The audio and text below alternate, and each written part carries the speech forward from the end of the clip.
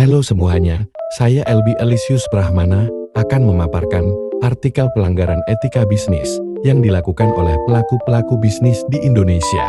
Etika adalah cabang filsafat yang membahas tentang nilai dan norma moral yang menentukan apa yang dianggap baik dan buruk, benar dan salah dalam perilaku manusia. Etika memberikan pedoman tentang bagaimana seseorang harus bertindak dalam berbagai situasi untuk hidup secara bermoral dan harmonis dalam masyarakat. Sedangkan etika bisnis adalah prinsip moral dan nilai yang mengatur perilaku di dunia bisnis. Ini mencakup berbagai aspek seperti kejujuran, integritas, tanggung jawab, keadilan, dan transparansi dalam menjalankan bisnis. Tujuan adanya etika bisnis adalah untuk memastikan bahwa perusahaan beroperasi dengan cara yang adil, jujur, dan bertanggung jawab, baik terhadap pemangku kepentingan internal maupun eksternal. Prinsip etika bisnis terbagi menjadi 5, yaitu 1. Prinsip otonomi dalam etika bisnis merujuk pada penghormatan terhadap hak individu untuk membuat keputusan sendiri dan bertindak berdasarkan penilaian pribadi mereka. 2. Prinsip kejujuran dalam etika bisnis adalah komitmen untuk bersikap jujur dalam semua komunikasi dan tindakan bisnis. Ini berarti menyampaikan informasi secara akurat, tidak menipu, dan menjaga integritas dalam segala aspek operasional. 3. Prinsip keadilan dalam etika bisnis menekankan perlakuan yang adil dan setara terhadap semua pemangku kepentingan, termasuk karyawan, pelanggar, pemasok, dan masyarakat. 4. Prinsip saling menguntungkan. Prinsip saling menguntungkan ini membantu menciptakan ekosistem bisnis yang sehat, di mana semua pihak merasa dihargai dan diuntungkan. Ini juga mendorong praktik bisnis yang berkelanjutan dan etis, serta membangun reputasi positif bagi perusahaan. 5. Prinsip integritas moral dalam etika bisnis menekankan pentingnya menjalankan bisnis dengan kejujuran, konsistensi, dan moralitas tinggi, terlepas dari situasi atau tekanan yang mungkin dihadapi. Contoh pelanggaran etika bisnis di Indonesia sebagai berikut. Sebanyak 5 orang telah ditetapkan menjadi tersangka buntut kasus penggunaan alat tes antigen bekas di Bandara Kuala Namu, Deli Serdang. Kelimanya kini juga diketahui telah dipecat oleh Kimia Farma tempatnya bekerja. Berdasarkan penyelidikan kepolisian, 5 pelaku ini mempunyai peran berbeda-beda. Dalam konferensi pers di Mapolda Sumatera Utara pada Rabu 29 April 2021, pihak kepolisian turut menghadirkan para tersangka, yakni manajer Kimia Farma berinisial PJ, kemudian 4 pegawai lain. Kasus ini mencerminkan kelalaian serius dalam prosedur kesehatan yang seharusnya diterapkan dengan ketat, terutama dalam situasi pandemi global. Dalam kasus ini, sangat merugikan masyarakat yang menggunakan jasa tes antigen tersebut. Hal ini juga menyebabkan kecemasan dan ketakutan masyarakat dalam melakukan tes antigen.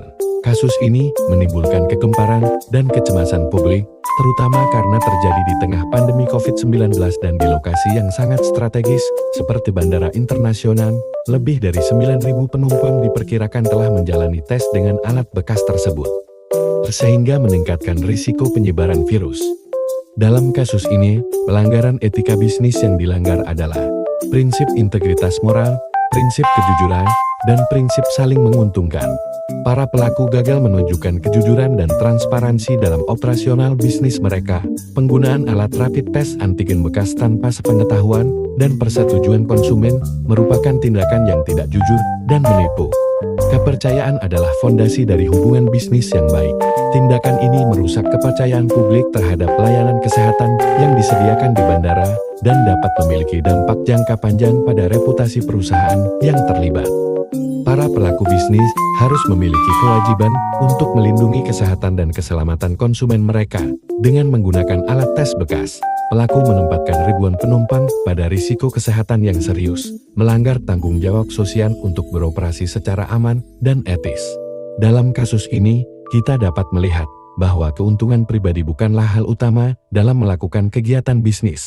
Dalam bisnis kita harus tahu dalam menjaga kredibilitas perusahaan kita, menjaga para pelanggan yang memakai jasa atau produk bisnis kita. Para pelaku bisnis juga harus memiliki tanggung jawab dalam menjaga kesehatan masyarakat banyak, tanpa memberikan resiko besar yang membahayakan nyawa banyak orang. Dalam berbisnis, akuntabilitas perusahaan, kejujuran dan transparansi tanpa menipu dan memanipulasi adalah prinsip dasar dan utama dalam melakukan bisnis. Pelanggaran etika bisnis selanjutnya dilakukan oleh PT Faros Indonesia dalam kasus kandungan zat yang berbahaya pada produk Albotail.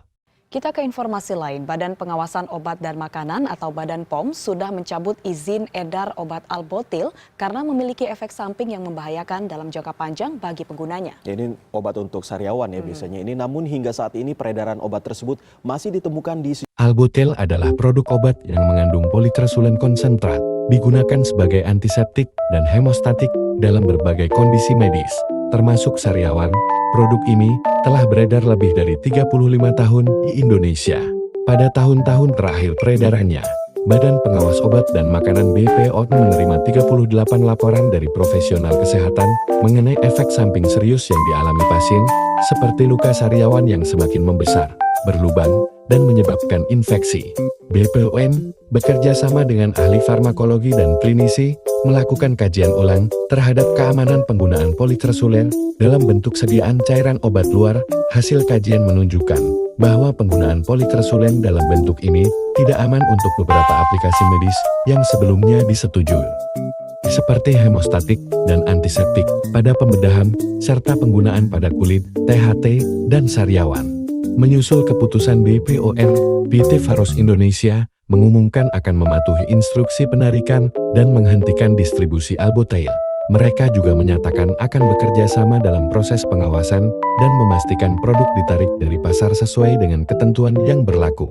Kasus ini menyoroti pentingnya pengawasan ketat terhadap produk obat yang beredar di pasaran dan menunjukkan respons BPOM terhadap laporan efek samping yang serius guna melindungi kesehatan masyarakat. PT Faros Indonesia sudah melanggar etika bisnis. Dalam hal ini, PT Faros Indonesia gagal menunjukkan transparansi dan kejujuran dalam memasarkan Albotail.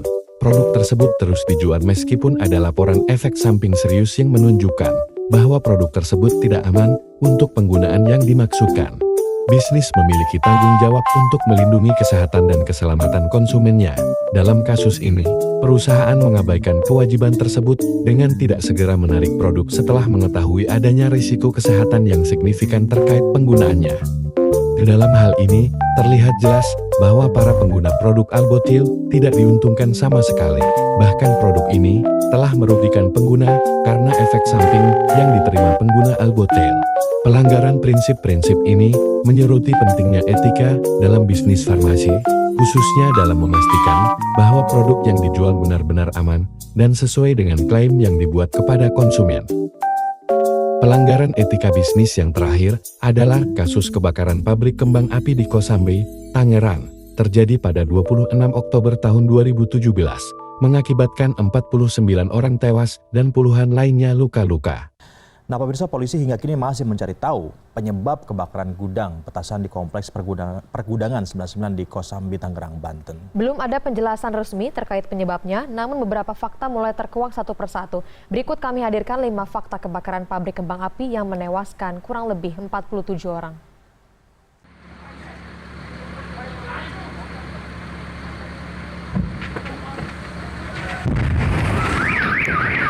Kebakaran dipicu oleh percikan api dari pengerjaan las yang dilakukan di area penyimpanan bahan kembang api. Percikan tersebut jatuh ke bahan yang mudah terbakar, menyebabkan ledakan hebat yang merusak pabrik dan menimbulkan kebakaran besar. Setelah kebakaran, pemilik pabrik, Indra Liono, dan 2 pekerja yang terlibat dalam proses pengelasan, Andri Hartanto dan Subarna Ega, ditetapkan sebagai tersangka oleh polisi.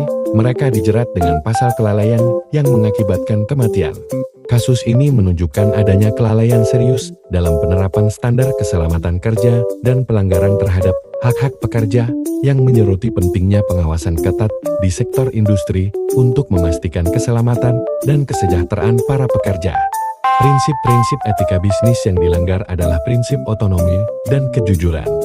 Setelah insiden, respon dari pihak perusahaan menunjukkan kurangnya akuntabilitas dan otonomi pelaku bisnis dalam mengakui dan memperbaiki pelanggaran yang telah terjadi. Tindakan yang lamban dalam mematuhi standar keselamatan dan tidak segera mengatasi masalah-masalah yang dilaporkan juga memperburuk situasi. Perusahaan gagal memenuhi tanggung jawab sosialnya untuk memastikan lingkungan kerja yang aman dan sehat bagi karyawan. Pelanggaran ini berkontribusi langsung pada terjadinya tragedi yang mengakibatkan banyak korban jiwa dan cedera serius. Perusahaan melanggar beberapa ketentuan hukum, termasuk tidak melaporkan ketenaga kerjaan sesuai dengan peraturan yang berlaku dan mempekerjakan anak di bawah umur. Ketidakpatuhan ini menunjukkan kegagalan perusahaan dalam menjalankan operasional sesuai dengan regulasi hukum yang ada. Prinsip kejujuran dan transparansi, indikasi bahwa perusahaan tidak transparan mengenai kondisi kerja dan keselamatan di pabrik tersebut. Selain itu, dugaan pengupahan rendah dan kondisi kerja yang tidak aman menunjukkan kurangnya kejujuran dalam memperlakukan pekerja dengan adil. Perusahaan harus memiliki surat izin usaha yang legal dari pemerintahan setempat, serta tidak memperkerjakan tenaga kerja di bawah umur pada lingkungan kerja pabrik yang berbahaya. Pelanggaran prinsip-prinsip ini mencerminkan kelalaian serius dalam manajemen operasional dan etika bisnis yang berakibat fatal bagi keselamatan dan kesejahteraan karyawan. Sekian pemaparan dari saya, semoga bermanfaat. Terima kasih.